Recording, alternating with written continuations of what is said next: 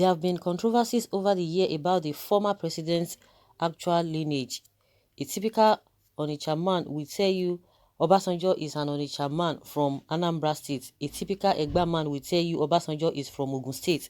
As we draw close to the year 2023, many issues and political revelations have started to take the center stage. The former president needs to clear the air about his lineage expressly. This will put to bed the political and paternity assumptions from various quarters. Peradventure, Olusegun Obasanjo openly reveals he is indeed an Onitsha man. The implication could be disastrous to the entire Igbo nation. This will automatically mean that an Igbo president has already ruled for 8 years. Another implication that will arise from Obasanjo revealing is from Onitsha is that the Yoruba nation will now decide to have a candidate run for presidency in 2023, given that Olusegun Obasanjo did not govern Nigeria as a Yoruba man. Fundamentally, Obasanjo has a major role to play in determining who runs the presidency in the year 2023. However, if he keeps quiet about his lineage, he won't, by implication, prevent the zoning of the presidency to the Igbos come 2023. Largely, whoever thought Obasanjo is no longer politically relevant in 2023 could be deceiving self. Honestly, there's nothing we are not going to be hearing. There is nothing we are not going to be hearing. We are going to be hearing different things. But I don't think whether, in my opinion, I don't think whether it has any implication or whatsoever, or it has anything to do with a Igbo presidency, or whether the Yoruba will say it's not here, maybe it's from their side, or they will not start thinking, okay, yes, if Obasanjo could come out and say, yes, maybe it's an Igbo man or it's from Onitsha, they will not say, yes, that means they have never ruled, their tribe has never ruled since 1999, after the military era. So whether Obasanjo, of course, we've been hearing that of Obasanjo, some says, his lineage is from this and this and that, but he has not been able to say anything concerning all these speculations here and there. This speculation about his identity is been there for a very long time, and I don't think he has made any categorical statement to what we are saying. And when you go back to the east, those who are agitating for Biafra and those who are clamoring for Igbo presidency, and the funny aspect of the whole thing is that those who are clamoring for Igbo presidency, who are the people that will vote for them? Ordinarily, the number, from my own assessment, if that is my own, maybe yours might be different. If you might be seeing it from a different angle. From my own calculations, those who are going to vote for Igbo presidency may not be much, because believe you me, majority of the people over there are looking towards Biafra. They are looking towards that. Well, they can change their mind. Anything can happen. But if you want to put it down, it will take a very, very serious persuasion, serious dialogue with the people who really believe in Biafra. For those who are clamoring for Igbo presidency from that same zone, it will take a very, very serious work for them to be able to convince them, if at all. But a lot of them, their minds are made up to go towards Biafra. So Obasanjo coming into this is, has nothing to do, in my opinion. It might have a whatever to other people, but I don't think Obasanjo's lineage or where he came from or his identity is going to be given a second thought in this matter in 2023.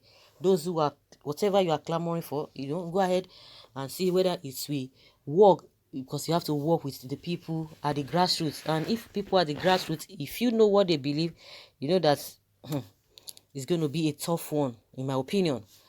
Okay, are you aware that Obasanjo is an Owu hype chief? Are you aware that the title can never be mistakenly passed to a non-native? That's what someone is saying here. You see, but stressing that Obasanjo can never come from Igbo lineage. Someone says, stop saying that. Was a DNA of Obasanjo conducted at any time? What if Obasanjo lives before 2023? Then what happens? Somebody is asking a question. Lives to where? Somebody is asking, live to where? You will live before him. Okay.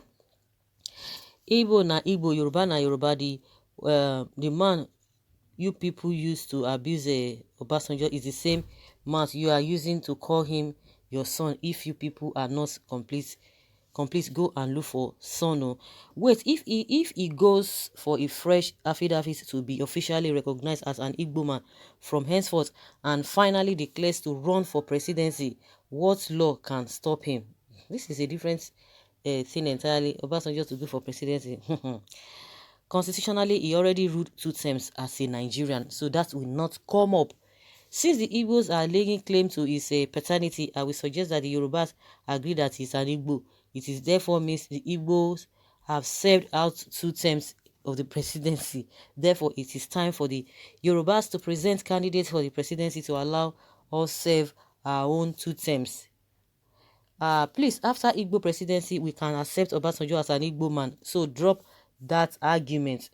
My friend, you are talking about, what you are talking about was enlisted into army with the name Olusegun Obasanjo. He is going to live and die with that name when God calls him. That's what somebody is trying to say here.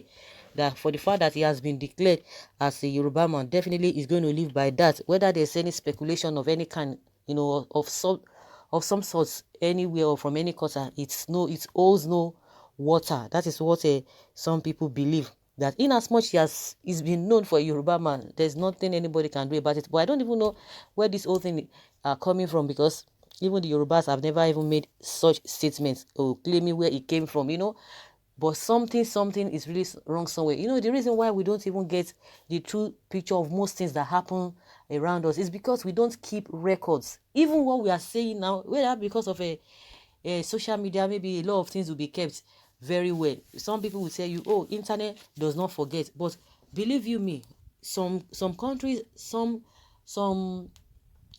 countries in other places of the world, they've been keeping records. They didn't have to wait for social media, but on our own part, even what we are even doing now, you will see that majority of the thing, after like 5-10 years, people will not be able to lay claim to what is even happening now, because some people will just not try to document a lot of things, unless maybe it's individual will be able to document, and maybe they will begin to pass it on.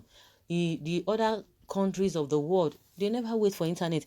They were using the crude method of keeping their data, keeping their records, and that is why we are having problem today.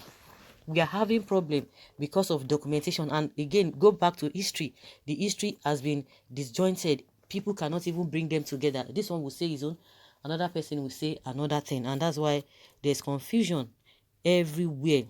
There's confusion everywhere. So to me, it's neither here nor there, because he's been declared a Yoruba man and he has not come out to say, oh, this and that. At what age that is going to be changing his identity? I don't think that will definitely work. So guys, let us hear your opinion. Leave your comments below and let's know what you think.